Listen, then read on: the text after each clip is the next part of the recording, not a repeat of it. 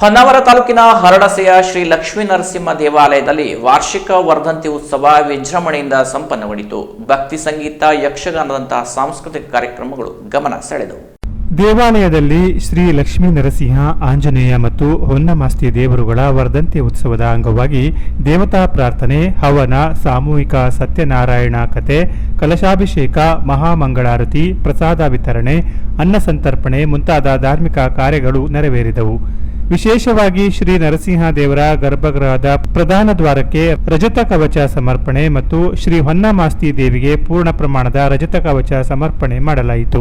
ಸಂಜೆ ಸಂಗೀತ ನಾಯಕ್ ಕಡಗೇರಿಯವರ ಭಕ್ತಿ ಸಂಗೀತ ಕಾರ್ಯಕ್ರಮವು ನೆರೆದಿದ್ದ ಭಕ್ತವೃಂದದ ಮೆಚ್ಚುಗೆಗೆ ಸಾಕ್ಷಿಯಾಯಿತು. ಬಳಿಕ ಶ್ರೀ ಮಹಾಗಣಪತಿ ಹವ್ಯಾಸಿ ಯಕ್ಷಗಾನ ಬಳಗ ಗುಂಡಿಬೈಲ ಇವರಿಂದ ಪ್ರದರ್ಶನಗೊಂಡ ಗದಾಯುದ್ಧ ಎಂಬ ಸುಂದರ ಪೌರಾಣಿಕ ಯಕ್ಷಗಾನವು ಕಲಾಭಿಮಾನಿಗಳನ್ನು ರಂಜಿಸಿತು. ಈ ಎಲ್ಲಾ ದೇವತಾ ಕಾರ್ಯಗಳಲ್ಲಿ ಊರಿನ ಹಾಗೂ ಪರ ಊರಿನ ಭಕ್ತಾದಿಗಳು ಅಪಾರ ಸಂಖ್ಯೆಯಲ್ಲಿ ಭಾಗಿಯಾಗಿ ಪುನೀತರಾದರು.